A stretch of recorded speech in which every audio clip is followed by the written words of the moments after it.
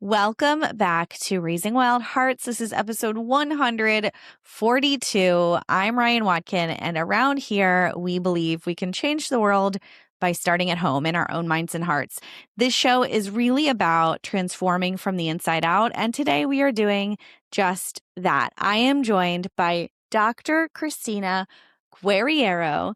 Was that right? Yep, that's right. Okay. A chiropractor, nervous system educator, and founder of StillPoint. Dr. Christie's work is rooted in a simple belief: the body already knows how to heal when we give it the right conditions. So today we're going to be diving into neural tension, nervous system regulation, and why slow, subtle healing often creates the deepest change. Dr. Christie, I'm so glad you're here. Thank you so much for having me. I'm so excited to talk to you about all of this. Yeah, me too. So it's crazy. My podcast app that I record on just spit out my most popular word for 2025. And I posted like a cute little funny reel on Instagram of a montage of my guests and I saying the word body, body, body, body, body, body. That was my most used word for 2025. And I was like, just found this out today. Thank you, universe, because this is like the perfect way to kick this off. It feels like no matter where the conversation starts, no matter what it's about, it all comes back around to what is inside of us, whether it's our relationships, our career, like anything. It all really starts with us. And so I feel like that's really the perfect place to start with you, Dr. Christie. You say on your website, StillPoint was born out of personal experience, watching my own family walk through addiction, recovery, and physical pain, and realizing how much people carry in their bodies that force alone can't fix. You said you saw firsthand, even with good care, people still got stuck in cycles of pain, anxiety, and burnout, and that this is a new kind of chiropractic experience, gentle, specific, and grounded in the belief that real change happens in safety and stillness. And when I read that, I was like, yes, like it really made my nervous system just calm down like 10% more. And for somebody though, who's maybe hearing that sentence, your body already knows how to heal. What would you say to that person who might be hearing that sentence for the first time and who's like, really? What? Yeah, I think that we're taught in our society that there's something wrong with us innately. I don't want to kind of bash any other professions or any of that kind of thing, but the message is that there are conditions within us that need to be fixed, whether that's through medication, surgery, therapy, you name it. So this type of care is so personal and so important to me because it's empowering for us. It puts the power back in our own hands rather than having to rely on an outside practitioner or source in order for us to get healing from that. Yeah, that's big. I mean, it's interesting. I think it's coming at us from all angles in the culture, Yeah. from school to family life to we're just taught like seek outside yourself for more stuff, more answers. Like, the other day I DM'd some and this is embarrassing to say, I DM'd an influencer on Instagram and it was basically tell me what I should do. And I thought about it 20 minutes later. I'm like, why am I asking this person on Instagram about my life who has no idea about me? Yeah. And it was interesting. That question was about balancing career and motherhood and being able to really, I guess, hold those both in the way that I want to. So when I envision myself being a mom, you've seen me be a mom, our kids go to the same school.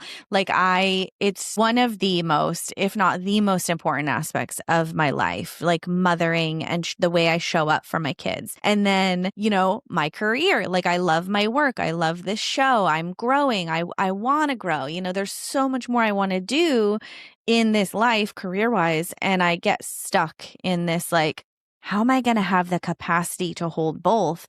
This is a nervous system capacity issue, I feel, for me, in that it doesn't actually feel safe to hold them both. So let's talk about safety in the body. Yeah, well, I wanted to start off by saying there's absolutely nothing wrong with asking questions to other people. I mean, that's how we learn. So even though you ask, like, what do I do in this situation? It's okay to gather as much information as you can and then decide from there, like, then kind of go inside of yourself, center yourself, give yourself, like, these are my options, and then kind of choose, like, what path works best for you. Like, I think it's amazing. I went through years and years of school gathering information, and then I get out and practice and I have to figure it out for myself. It's like you create this tool belt for yourself. And we do the same thing in chiropractic with adjusting techniques. We create this toolbox for ourselves, and we're able to pull from that with whatever patient situation presents to us. It gives us a variety of options, which helps you make the decision for yourself with what works best in your specific situation. So shifting gears to your second part of what you said is, if you're my patient and you're coming in super strung out, overwhelmed, there's too much going around you. My job, specifically with what I do, isn't necessarily talking patients through their problems. Although I do listen, because it does paint a picture for me with what they're going through. My job is to see how their nervous system presents itself to me in that moment. So when I get somebody on the table, I'm not only looking at different cues that the body is presenting, like muscle tension, heel tension is something that I check in the feet. It actually is it's a reflection of what's going on in the central nervous system. But I'm also looking at the way the breath is moving through the body, because you mentioned the words, you feel stuck, like there's too much going on and you don't really know which direction to go. I can actually see that reflected when the breath isn't necessarily moving fully through the body. So that's giving me a cue into where I need to potentially make an adjustment in the system to help your body achieve this eased state. Like, one thing that I talk a lot about is accessing ease in your body, because what you're talking about is like overwhelm, difficulty, strain.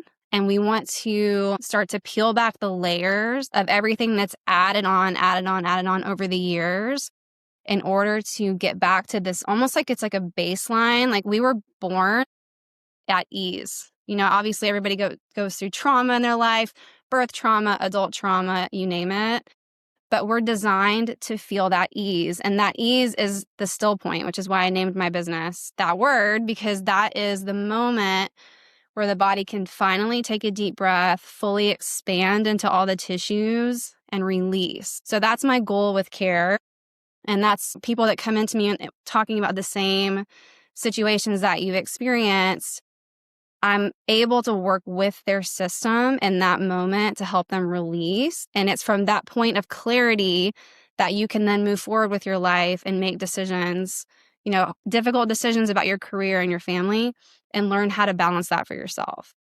Right. So then the question becomes a smaller question of, what do I want my weeks or days to look like? Not like, what am I going to do with my life? It's like, what am I going to do on Tuesday morning? It's like one foot in front of the other. And actually, that's been a pattern of mine. And I sense myself doing this like in those really busy seasons, which is kind of like all the time for me right now. But I'm doing like, okay, so next Thursday, I have this, that, and this. And what am I going to make for dinner? And I have these like 17 like checklists, like I'm doing mental gymnastics in my head. And what I notice is that really creates tension, because my body's going like, I can't handle all of this. We're here right now doing one thing, and you're like, thinking of 17 other things. And it might not even be like that stressful. It might not even be something that's bad. It's just that I'm up here in my brain, like hamster wheeling about the next and the next and the next thing. And so, I love that. I love that the name of your company is StillPoint, first of all, because when you adjusted me, I told you, I was like, I feel high, not like drugs and alcohol high, because that hasn't been for years, but like yoga high. Like I feel high on life right now. I felt so calm, and I was not expecting that at all. Like I have had chiropractic care and not felt like that after. So can you speak to that? Almost like euphoria and that I guess still point that I was feeling after you adjusted me. Yeah, that feeling is the goal of the adjustment. I mean, it's, I heard someone say recently, the adjustment truly begins when you get off the table. So not every person I adjust is going to feel that in that moment. But I love hearing that you say that you felt that. Not everybody is as perceptive as well. So they might have that sensation, but they don't really know yet how to tap into that. What I'm looking to do with each person is help them and help their body learn safety, which is what you're saying. And sometimes it takes a little bit longer for others than it might for you because you've done a lot of body work, you've done meditation, you've done yoga. All of those things help you learn how to reorganize on your own, basically, to help peel back the layers of stress and overwhelm. So if I'm seeing somebody that's never done that work before, it can take a little bit longer. But that feeling that you're talking about is the still point. It is that moment of ease that you want to be able to access. And like I said earlier, it's from there that you can start to really, start shifting in your life, whether that's like making decisions or whether that's relating to your family members in a more positive, constructive way, whether that's performing better in athletics or, communicating and teaching in your job. It can manifest in so many different ways, but it's impossible to heal and thrive when you're in the fight or flight phase of your nervous system, like when you're in that overwhelmed state.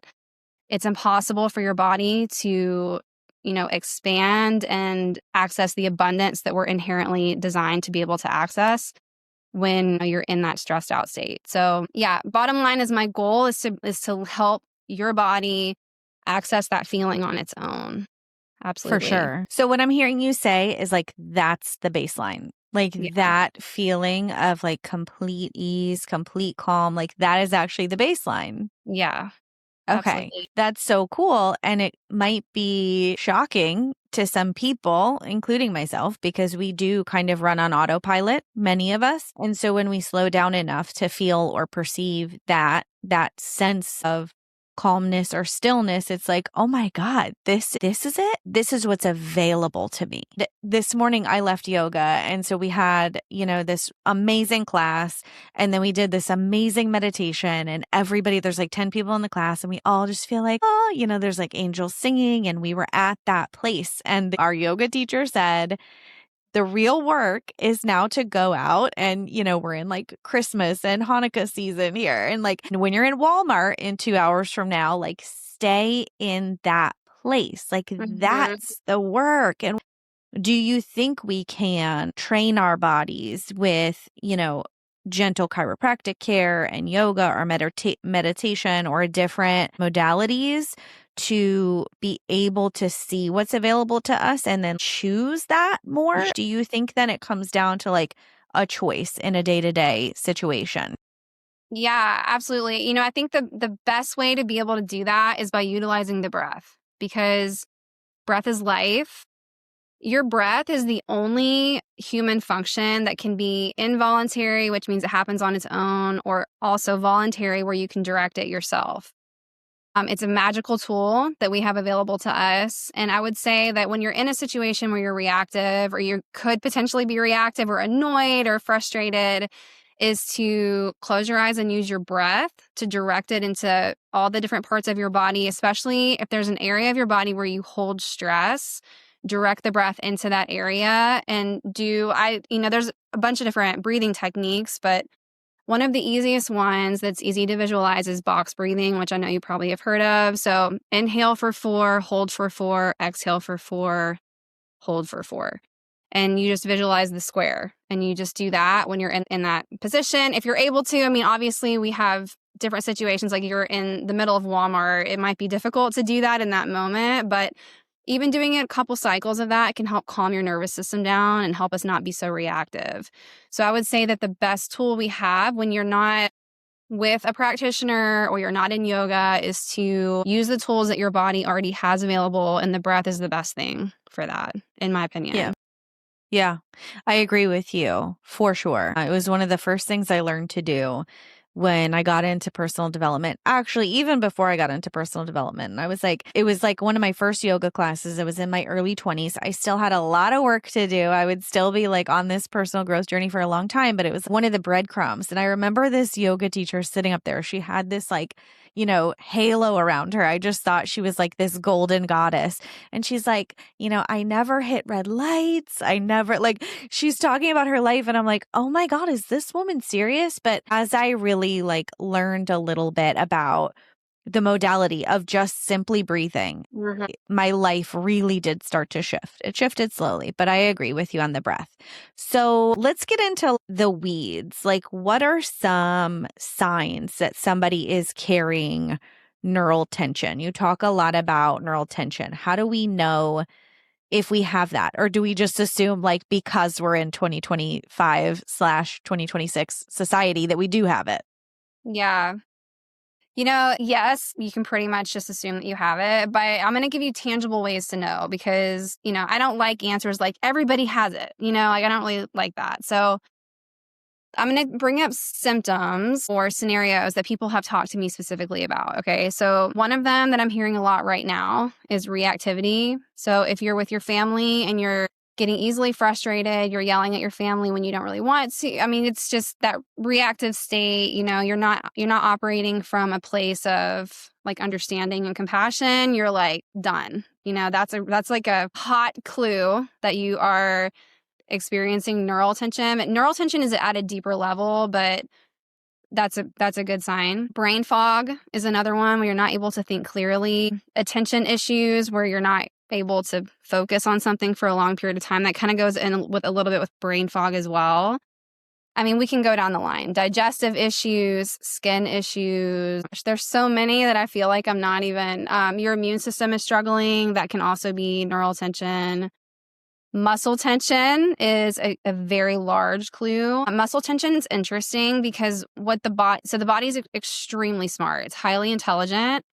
You are always working to release neural tension on your own. The body is extremely smart in that way. The problem is that because of our life right now that we're living, because we have a million things on our plate, we've been through mental, emotional, and chemical traumas in our world, that we get stuck, that's that word coming up again. Our nervous system has trouble releasing these things. That it's almost like the vibe. It's not almost that. What I actually speak about is that the vibration of the nervous system changes, and we can get into that later. But it gets stuck in this state where it's not able to release it on its own, and that's where tonal chiropractic comes in. Is it helps your body kind of remember what it's like to work through certain issues. When I think tension, I think physical tension. So a sore shoulder, or my legs are sore, whatever. But so when we say neural tension, if we literally broke it down to someone who's not a doctor like me and some people listening, are we talking tension in the central nervous system, or tension in our brain, or all of the above? One thing I'm specifically looking for in the adjustment. Okay. So imagine your brain and your spinal cord just kind of floating in the air. Okay. No bones or anything like that.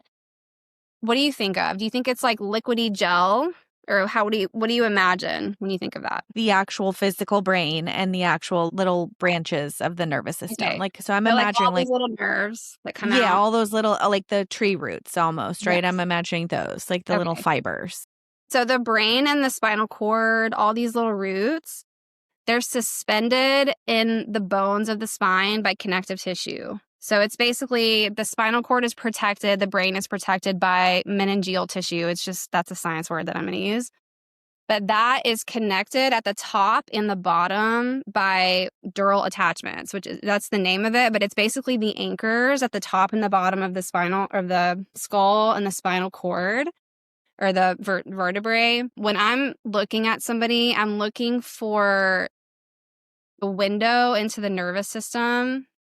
Neural tension is specifically areas of the cord that are anchored in to the bones, where you might have twisting of the connective tissue in these areas. And it happens when we experience too much stress in our life.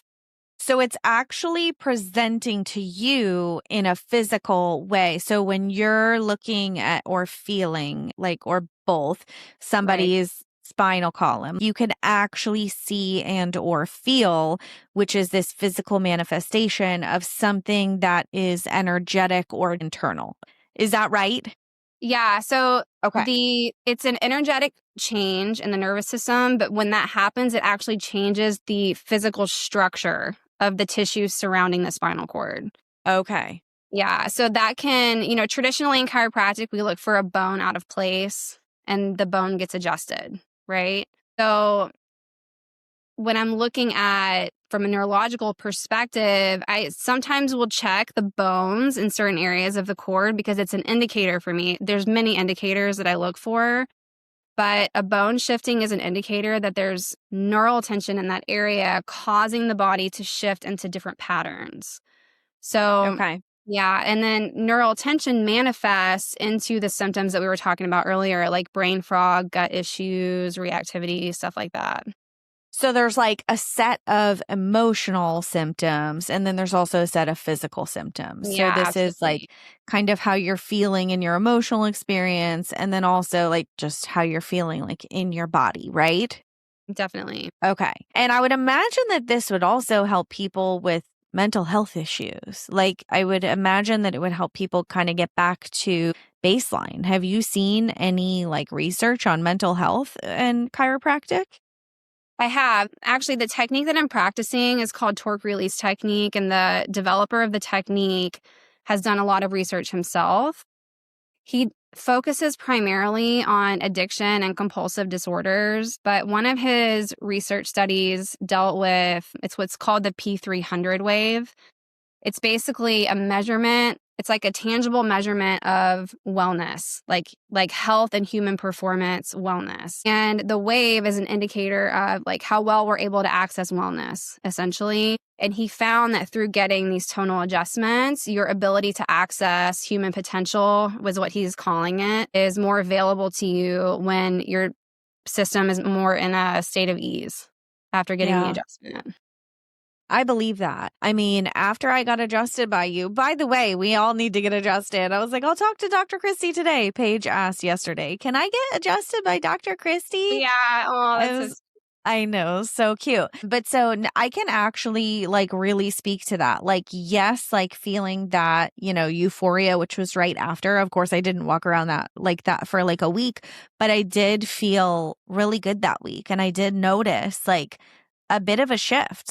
I think it's a great support tool for somebody who, which is all of us, is overwhelmed with the daily responsibilities of life. Let's talk a little bit about survival mode.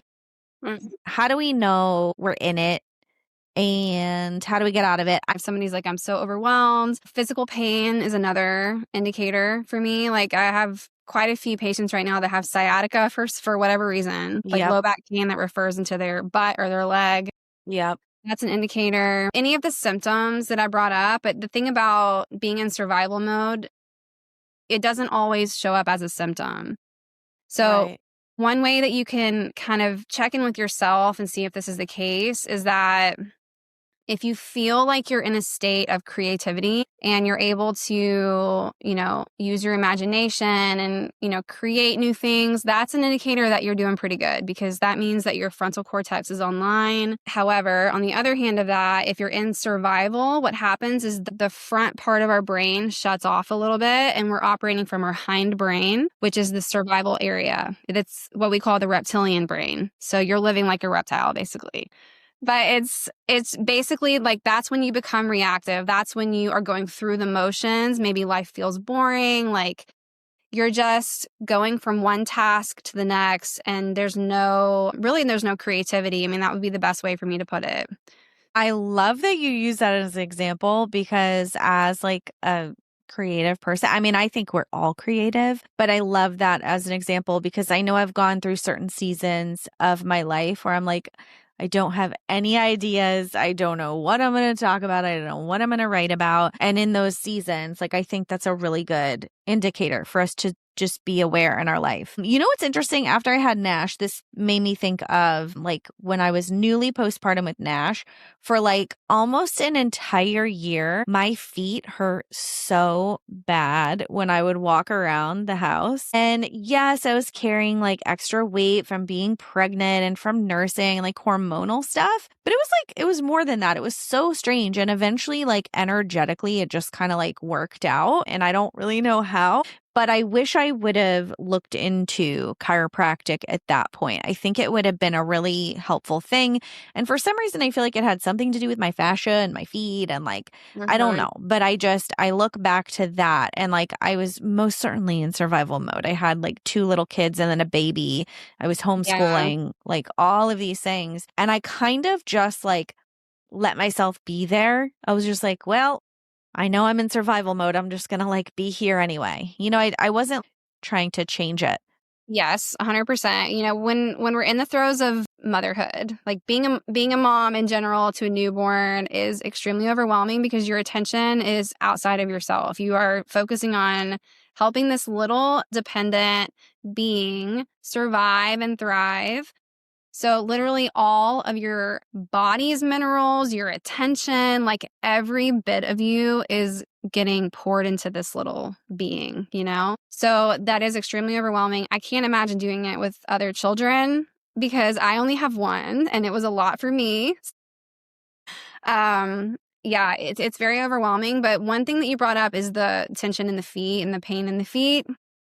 Yes, of course, like structurally, we gain weight when we're pregnant. It puts a lot of pressure on our joints of our lower body, knees, hips, feet. Plantar fasciitis is a good example of what I'm about to bring up as well. You know how if you had plantar fasciitis before, or what they would I call, think that might have been what it was. I mean, I didn't like go to a doctor. I was just like, yeah, well, this will work its way out eventually. But I yeah, have a feeling it was very similar, if the not. the interesting thing about that is that it usually will resolve on its own. And I had it really bad a few years ago also, and it just went away. So Really? it's a great example of how the body will work things out and it just Yeah. needs time. Yeah. Sometimes we don't have enough time to heal certain things, like certain illnesses, our bodies don't have, you know, enough longevity to give it time to heal from certain things. And that's unfortunate. But with heel tension, like I mentioned earlier that I look for heel tension when I'm addressing somebody in the adjustment. The connective tissue and the fascia in the body, I'm just learning recently, honestly. I've been a practitioner, I've been a chiropractor for 10 years, and I was a massage therapist before that. And nobody talks about how important the fascia is, how intelligent it is. I focus on the nervous system, which controls everything in the body, but there's a connection between all of the atoms and cells inside the body, even if they don't directly touch each other, and it's magic. It is so incredible.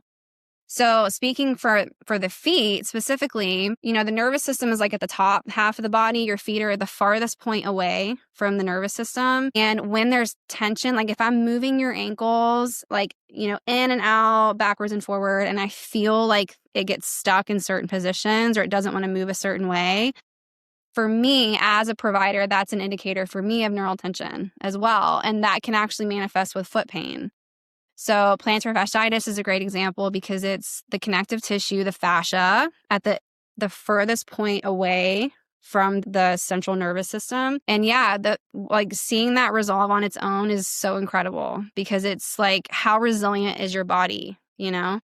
So, do you think that physical manifestations of pain or like dis-ease is actually our body like healing? Like, is that actually healing in motion?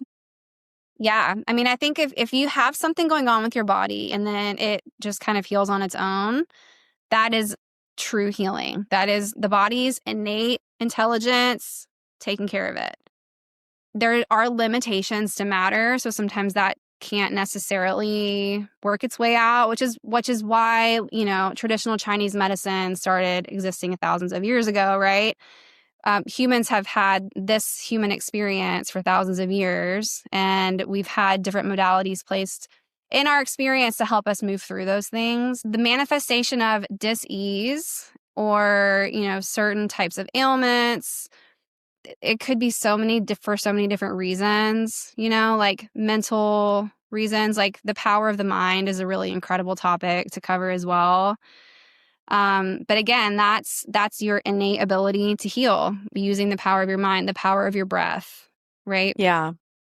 Was it you that I was talking to about the book, The Power of Now, where animals, like Eckhart Tolle, uses an example of like, if you see two like ducks fighting in a pond and they're like fighting and then they swim away from each other and then they like really like vigorously like shake their wings, and other animals do this too out in the wild, and they like shake, shake, shake, shake, shake, and then they like just move along like nothing ever happened. I don't know if I was having that conversation with you, but I was having that conversation with somebody recently, and that's what your work really makes me think of, is that like we as humans don't shake it out when we have an issue, when we have a trauma, and all these things like build up over our entire lives, decade after decade, like sweeping stuff under the rug, whether Mhm. advertently or not. Like, and we're like one of the beings who holds on to it mentally and emotionally. And then it just starts to kind of like build up in our bodies. Yeah, absolutely. It's the whole like shut up and be quiet message that Yeah. we're taught in society. Yeah. One of my really good friends is doing a somatic healing course right now, actually, and she's telling me about it. And there was a strategy of breath work that I learned many years ago called somato respiratory integration. It's body breath integration. You're integrating the body and the breath, right? It helps you connect to certain areas that may be shut off. Like, for example, if you're like, you don't want to speak your truth, or you're quiet, or you're scared, breathing into the throat, for example. Okay. But this somatic program that she's doing is teaching her to do exactly what you're saying. It's experiencing, like paying attention to how your body wants to release energy. So, for example, for her, it would have been, imagining when you're 6 to 8 to 9 years old and you experience some type of really frustrating situation.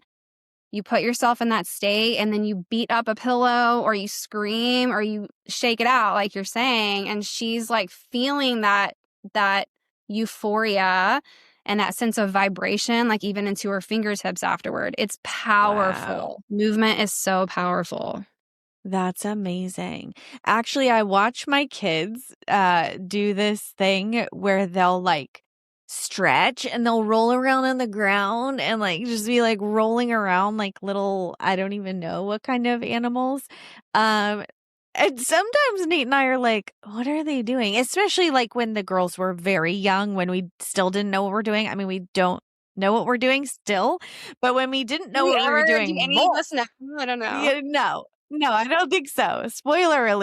alert, new parents. You never know. So, yeah, but they still do it, and they're like getting older, but they roll around and like do this like stretching thing, and I'm like, Yeah.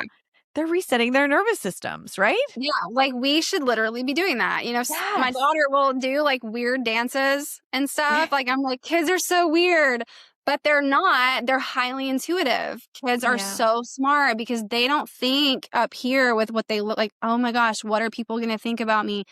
They react to what their body needs in that moment, and they freaking yeah, do it, and it's amazing. yeah. Yeah. Right.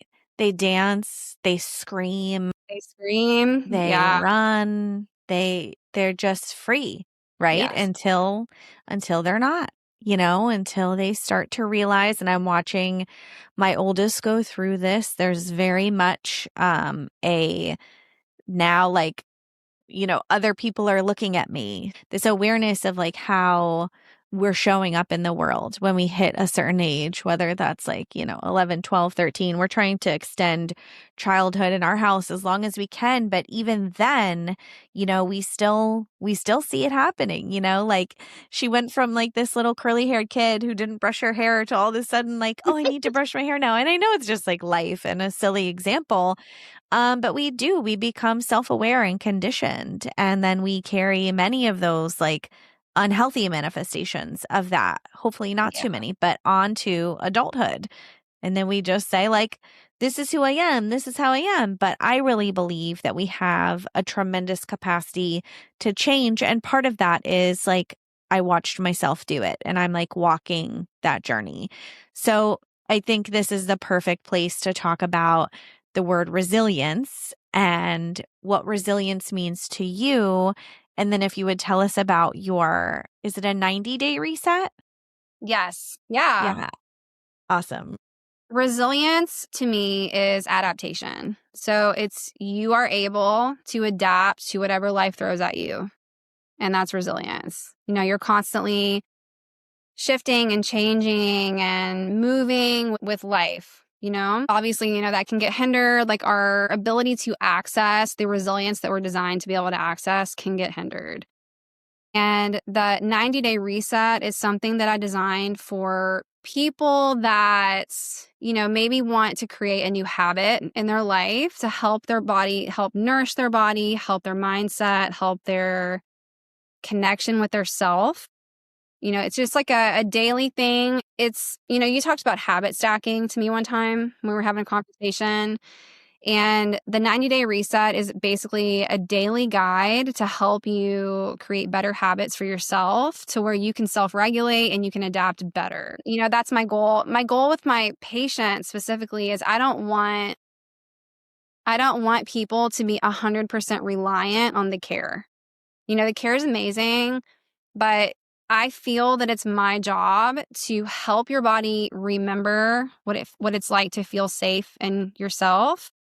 And it's in that moment that you're able just to adapt better, to gain that resilience on your own. So I want to teach people's bodies how to do that. It's not a conscious thing that we talk about really, but it's something that happens when you start to peel back those layers of stress and trauma and all of that.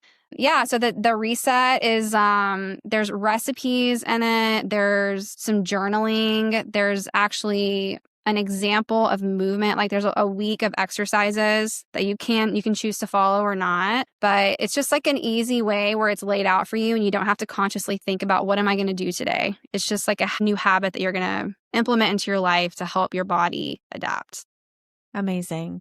So, and I have a code for everybody listening who, if you want to go over and get the reset, I will put that in the show notes. So just pop down to the description and see what it is because I forget what it is now, but I'll put it down there. So what a gift. I love that.